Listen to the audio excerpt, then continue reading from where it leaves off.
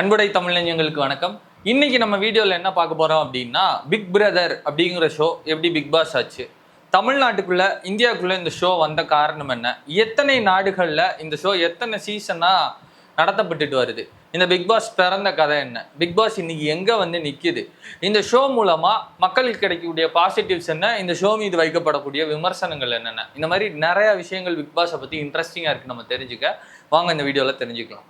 First இந்த Bigg Boss அப்படிங்கிற show concept 1999ல் ஜான் டிமோல் ஜூனியர் அப்படிங்கிற ஒரு டச் ரியாலிட்டி ஷோவாக இந்த ஷோ வந்து உருவாகுது.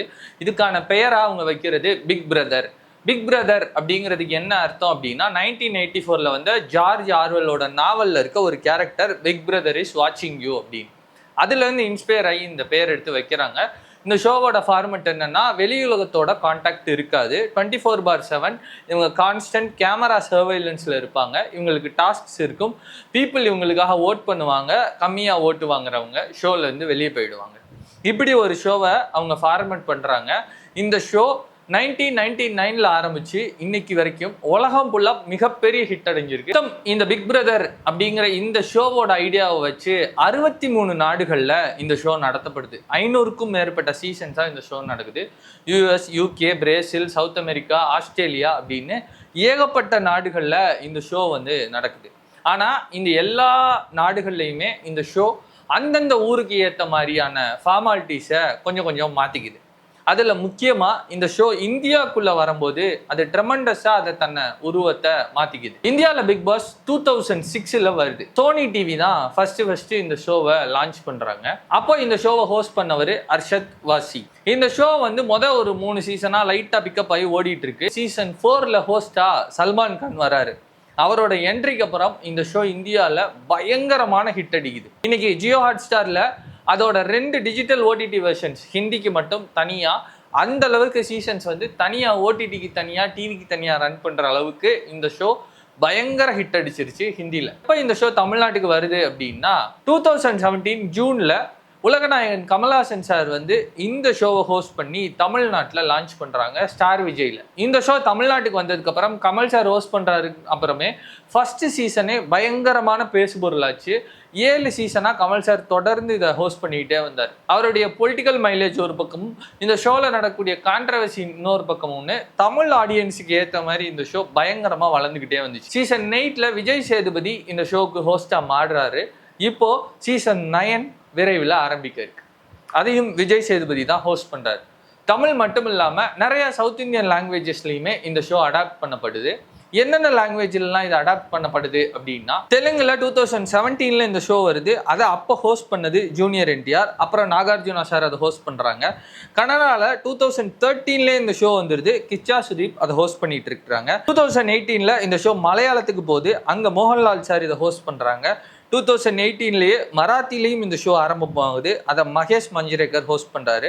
பெங்காலி அண்ட் பஞ்சாபி வெர்ஷன்ஸில் கூட இந்த ஷோ வந்து ஹோஸ்ட் ஆகிட்டு இருக்கு. இப்போ இந்த பிக் பாஸ் ஷோனால மக்களுக்கு என்னையா பிரயோஜனம், what to people get from the show அப்படின்னா, அதுக்கு நிறைய காரணங்களை சொல்கிறாங்க.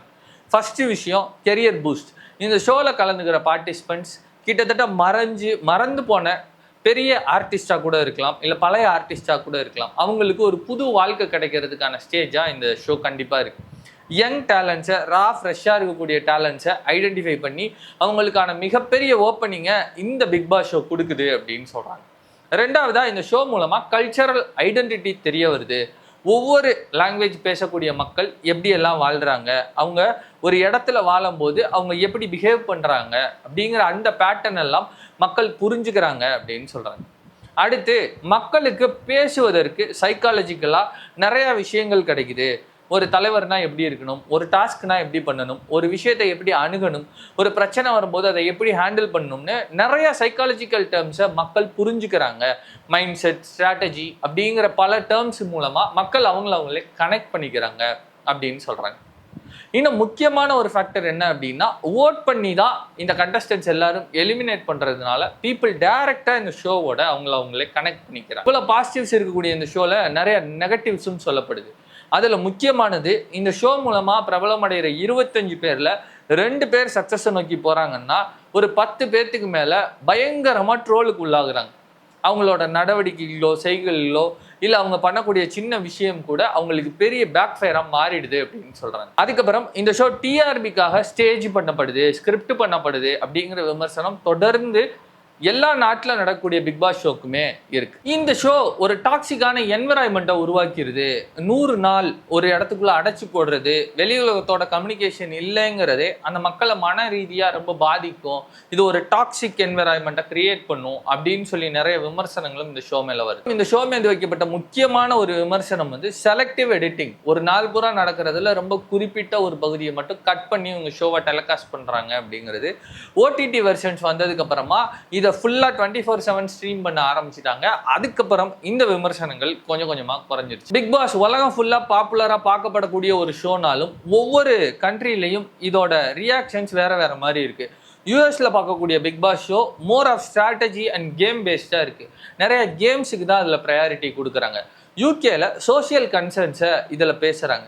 சொசைட்டி எப்படி இருக்கணும், இதில் என்ன விஷயம் பேசணும், அந்த விஷயத்தில் என்ன ஐடியா நம்ம எடுக்கணும் அப்படின்னு சோசியல் கன்சர்ன்ஸாக ஷோ இருக்குது.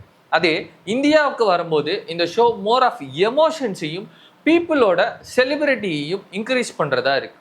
ஒரு தனிநபரை அவரோட லைஃப்பை ஸ்டார்டமை இன்க்ரீஸ் பண்ணக்கூடிய ஒன்றாவும் அவரோட பர்சனல் லைஃபோட எமோஷன்ஸை கனெக்ட் பண்ணிக்கிற ஒரு ஷோவாகவும் இந்தியா சைடில் இந்த ஷோ பார்க்கப்படுது.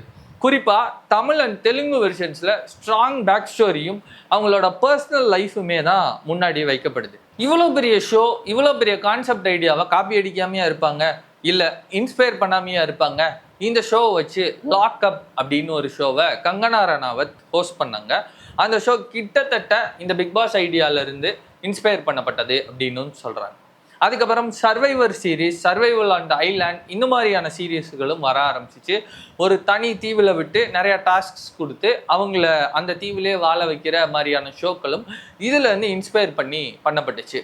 மலையாளத்துலையுமே இதுக்கு முன்னாடி மலையாளி ஹவுஸ் அப்படின்னு ஒரு ஷோ இருந்ததாகவும் சொல்கிறாங்க. பிக் பாஸ் அப்படிங்கிற இந்த ஷோ ஓவராலாக ஒரு கல்ச்சரல் எக்ஸ்பெரிமெண்ட் அப்படின்னு சொல்லலாம். மக்கள் எப்படி இருக்கிறாங்க, எப்படி பிஹேவ் பண்ணுறாங்க, கிட்டத்தட்ட 1960s இருக்கக்கூடிய சோகால்டு ஜென் ஓல்டுலேருந்து இன்னைக்கு இருக்கிற ஜென் சி வரைக்கும், ஜென் இசட் வரைக்கும், ஜென் போல்டு வரைக்கும், ஜென் நியூ வரைக்குமான எல்லா ஜெனரேஷன்ஸும் ஒரு வீட்டுக்குள்ளே ஒரு 100 நாள் கம்யூனிகேஷன் இல்லாமல், குறிப்பாக மொபைல் ஃபோன்ஸ் இல்லாமல் இருக்கிறாங்க. இவங்க எப்படி எமோஷன்ஸ் எல்லாம் ஹேண்டில் பண்ணுறாங்க, ஒவ்வொரு சிச்சுவேஷனையும் எப்படி அனலைஸ் பண்ணுறாங்க, அவங்களுக்கு கொடுக்கப்பட்டு இருக்க வாய்ப்பை எப்படி பார்க்குறாங்க அப்படிங்கிறத மக்கள் இன்ட்ரெஸ்டாக பார்க்கறதுனால தான் இன்னைக்கு வரைக்கும் பிக் பாஸ் ஷோ சக்கப்போடு போட்டுட்ருக்கு. இந்த பிக் பாஸ் ஷோ பற்றி எங்களுக்கு தெரியாத எந்த விஷயம் உங்களுக்கு தெரியுமோ அதை மறக்காமல் கமெண்ட்டில் சொல்லுங்கள். தமிழ் பிக் பாஸில் உங்களுக்கு பிடிச்ச favourite host, favourite actor, actress, இல்லை ஃபேவரட் மொமெண்ட்டை கூட நீங்கள் கமெண்ட்டில் ஷேர் பண்ணலாம். தேங்க்யூ. வாழிய செந்தமிழ், வாழ்க நற்றமிழர், வாழிய பாரத மணித்திரு நாடு.